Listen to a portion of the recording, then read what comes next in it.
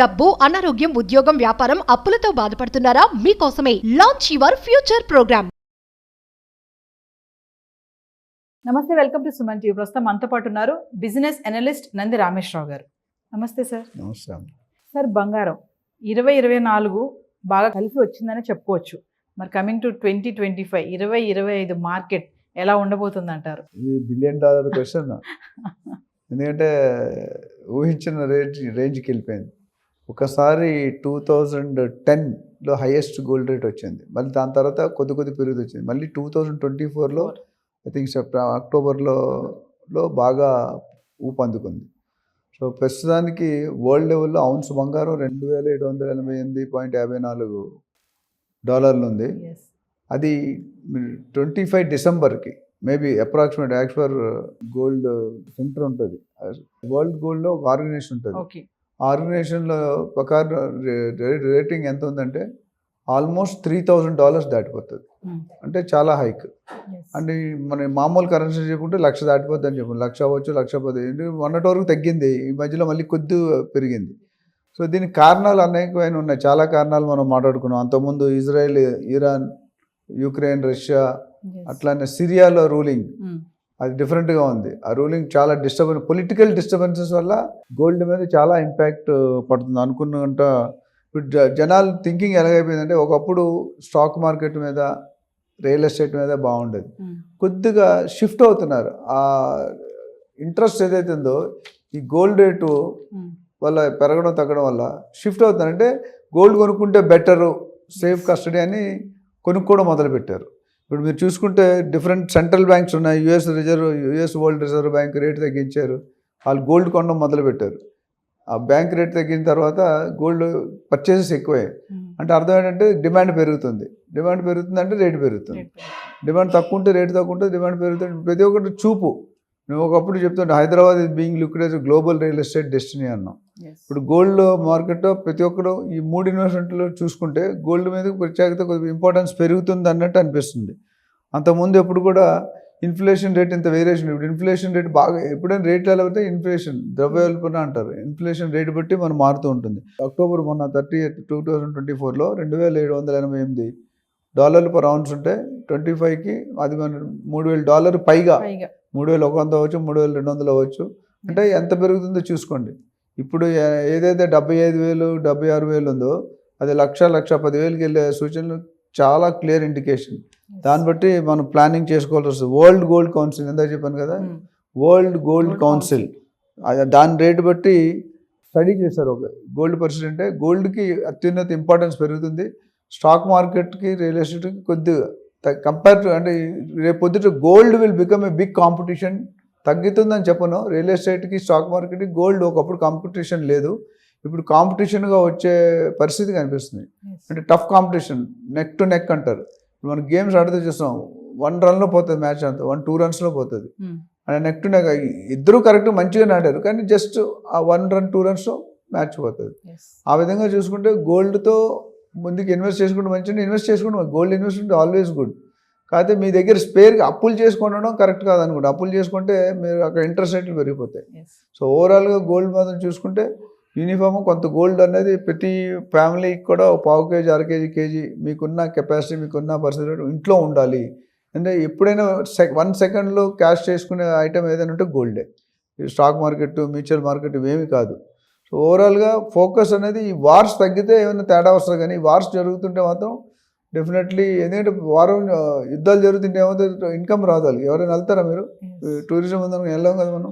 ఆ ఇన్కమ్ పట్టు ఇప్పుడు కొన్ని స్టేట్లు, కొన్ని కంట్రీస్ ఓన్లీ టూరిజం. గోవా ఉంది, థాయిలాండ్ ఉంది, మలేషియా ఉంది, సింగపూర్, ఇవన్నీ కూడా టూరిజం పాయింట్స్. ఆ టూరిజం పాయింట్లు అయితే వాళ్ళకి ఆదాయం లేదు. They will be on road. మీరు మన థాయిలాండ్ వెళ్ళి చూసినట్టు 80% టూరిజమే ఉంది. మీరు ఇండస్ట్రీలో పెద్దగా ఏమి లేవు. మనకు అలా లేదు. సో ఇక్కడ గోల్డ్ అనేది ఎంత ఇంపార్టెంట్ అయిపోతుందంటే, ఒకటి ట్రెడిషన్గా దానికి ఫేవరిజం ఉంది. రెండోది Indian consumption is higher than any other country in the world.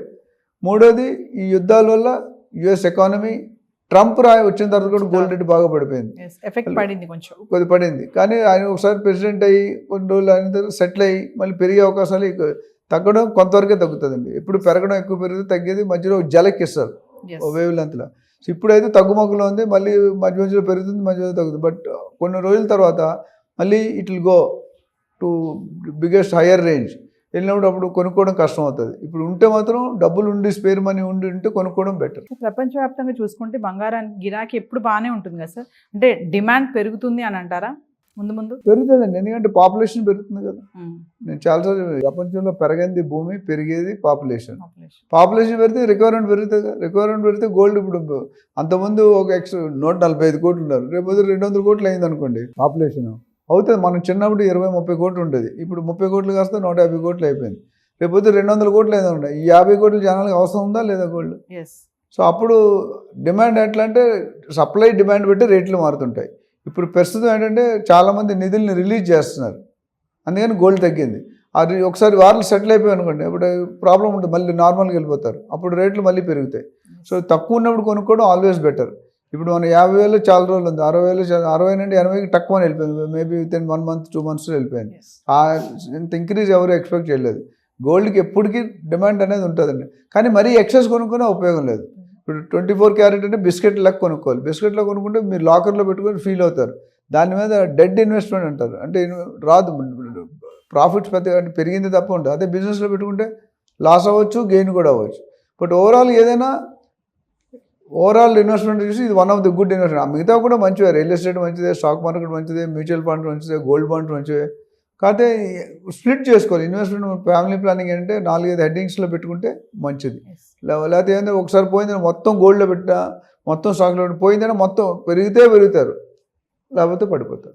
రెండు అతివృష్టి, అనావృష్టి. అంటే సార్ ఇప్పుడు బంగారం వినియోగం పెరగడంతో పాటు ఈ భౌగోళిక పరిస్థితులు కూడా కారణం అనుకోవచ్చా ఈ ధరలు ఇలా హెచ్చుతగ్గులు? డెఫినెట్గా రెసిషన్ వచ్చినప్పుడు ఒకటి, యుద్ధాలు జరిగినప్పుడు ఒకటి.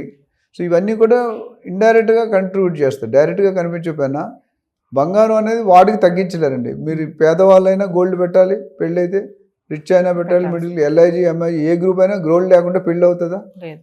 సో కొన్ని సందర్భాల్లో రేటు పెరిగినా, ఇప్పుడు జనరల్గా శ్రావణ మాసంలో పెళ్ళిళ్ళు ఎక్కువ అవుతాయి అంటారు, ఫెస్టివల్స్ ఎక్కువ కొంటారు.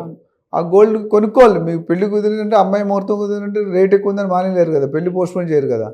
సో పబ్లిక్ పెరుగుతుంది, రెసిషన్ వస్తుంది, యుద్ధాలు జరుగుతున్నాయి, ఇన్కమ్ పడిపోతుంది. ఇవన్నీ కూడా మేజర్ రీజన్స్. ఆ యుఎస్లో రెసిషన్ వచ్చిందంటే మొత్తం ప్రపంచంలోనే రెసిషన్ వచ్చినట్టు అర్థం. బిగ్గెస్ట్ హైయెస్ట్ ప్రెసిడెంట్ పదవి అంటే అమెరికన్ ప్రెసిడెంట్ హైయెస్ట్ పదవి వరల్డ్. ఏ పొజిషన్ కూడా దాన్ని బీట్ కాదు. అందుకనే సెంట్రిక్ అక్కడే ఉంటుంది. అక్కడ ఏ డెసిషన్ తీసుకుంటే ఆ డెసిషన్ స్లోగా ఎక్స్టెండ్ అవుతుంది. సో ఏదేమైనా 2024 అయితే బంగారానికి బాగా కలిసి వచ్చింది. బాగా కలిసి 25 కూడా బాగా ఉంటుంది అనుకుంటున్నాం. ఎందుకంటే they will also already trend set చేసి పెట్టారు. పవన్ కళ్యాణ్ ట్రెండ్ ఫాలో అవ్వడం కాదు, ట్రెండ్ సెట్ చేయాలని. గోల్డ్ ట్రెండ్ ఇప్పుడు వరకు లాస్ట్ 2-3 నెలలు బాగా ఉంది. ఈ సిచ్యువేషన్ 2010లో చూసాం, మళ్ళీ 24లో చూసాం. 25 చూడడం అనేది ఇమీడియట్ ఇంపాక్ట్. మరి రేపు ట్రంప్ ప్రమాణ స్వీకారం చేశాక ఎలా ఉండబోతుంది అంటారు? డెఫినెట్గా అది మనం we have to wait and watch. ఎందుకంటే ఆయన మైండ్ ఇటు వెళ్తుంది. ఇప్పుడు పవర్లో ఉన్నప్పుడు ఒకలా ఉంటుంది, పవర్లో లేనప్పుడు ఆల్రెడీ రూల్స్ మొదలు పెట్టారు. పవర్లో వచ్చి ఇంకెన్ని రూల్స్ వస్తే తెలియదు. We have to wait and watch. ఏమైనా యుద్ధాలు ఆపగలిగితే పర్వాలేదు, యుద్ధాలు ఆపకపోతే ఇంకా దారుణంగా ఉంటుంది. Thank you. Thank you.